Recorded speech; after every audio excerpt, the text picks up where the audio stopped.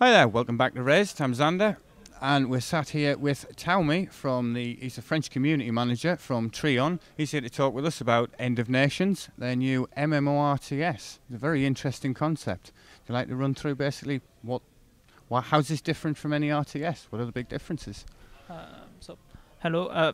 I would say the first important things about End of Nation, it's really the scale of the battle. So it's thousands of players fighting together to control the world map, and on battle which can have up to 56 players fighting together, 28 versus 28 players on the same map fighting together.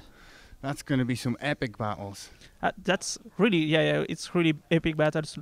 Sometimes really long battle, and really, it can change at every minute. The scenario, the objective can change. It's really funny. It's so what kind of, you said 28 versus 28, so we've got a lot of cooperative play. So we're looking at multiple objectives to try and accomplish to win a map, or is it just, your typical, you're all out scrim, just kill everybody on the other side? Or? No, you have real objectives.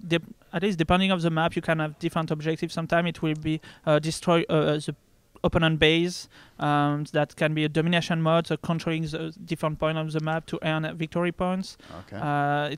We have some other map. It's defense and attack mode, so they have to the attackers have to capture points one after one before they control the full maps. Right, so you may have to take a forward base to breach the main defense of the enemy base, or take out a generator to knock out the turrets, that kind of thing. Exactly, yes. And at least every map has its own scenario, and in most of the scenario, as soon as there is more than 2v2 players, most of the scenario has small sorry, I forget the word in English. Objectives, yes, small objectives on the maps, so that are points to capture, even if it can be to earn resources, to earn points, or to earn special abilities, which will be useful and sometimes obligatory to match the final objective. Okay, so what if we're talking 28 players versus 28 players, that's surely going to be an awful lot of units moving around on the map at any given time. I mean, how's that? You can have, it's more than 500 units at the same map. It's up to,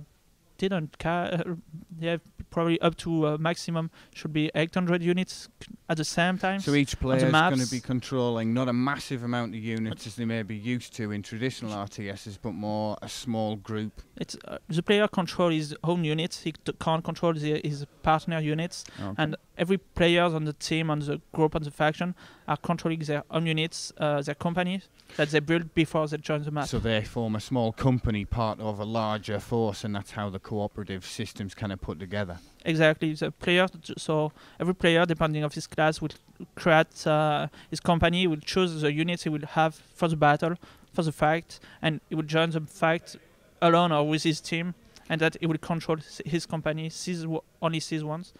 He can switch of company if he needs to adapt his tactics against the opponent. So you can switch out your units, but you're limited to a company's worth of units. Yeah. For example, you create 2 or 3 companies before the battle, and you imagine you're on a battle, but you see that your opponent are full of iron units. You don't have any anti-iron on your company. You switch for another one to be more adapted to your opponent. Excellent. So when are we looking at seeing any kind of open beta or even release date? Have we got any kind of time scale set before the public are going to get a good look? So currently we're in alphas. We announced the first beta event for the 20th of July. Excellent. So exactly in 2 weeks. Excellent. And we will have chosen beta event following season and the open beta. Okay. But we didn't announce anything. I can say that the release is for 2012. So it is going to be before the end of the year, maybe just in time for Christmas. It should be in autumn, so before Christmas, yes. It's planned on free to play, is that right? So it's free to play. It's I can explain why we chose the free to play. The idea was we're looking to have a really huge battle, really massive battle, and the best way to have massive battle is to have a huge amount of players. To have a huge amount of players, you need 2 things. That's a good game. Certainly. And we're working on it and looking at the feedback we have. currently we have a good game. From my experience of playing of the short time I've had to play around with one of the few games I have played here at the show today, I hope so. I'm very impressed. It's Thanks. got a large amount of polish. It shows a lot of promise, and it's very fun to play. Easy to pick up. Yeah. And so the other thing is the free-to-play. If you want that player can just come test your game immediately, that they don't have to hesitate, do I have to pay it or not? Yeah. You create a free-to-play. So you don't have come, to get over that the hump. player can come, just play, and stay on the game. And it's an important thing is not a pay-to-win. Whatever you pay, that will not impact the battle. It's you can pay to have some customization, for example. Right. When on the Thunder edition on Tuesday, but it's you can see on it you can have some wheels bonus for outside for some experience bonus, but that will never have an impact in game during the battle. It's whatever, if you pay or not, you don't have any advantage. So there's no way at all that the player's going to be able to pay for an advantage. The only No, thing they could get is your typical experience boosters to speed things up a little and I would say change. it's the faster to customization. growth, Yeah. but during the battle, everybody is at the same step, The same every same power, place. the same unit Yeah. accessibility, the same range of special abilities. Exactly. And everything. Yeah.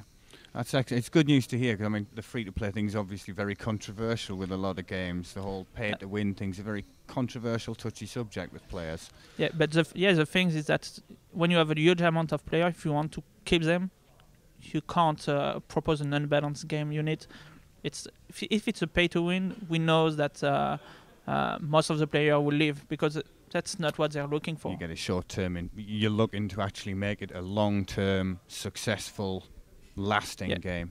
Exactly. Excellent. Thank you very much for talking with us today, sir. You're welcome.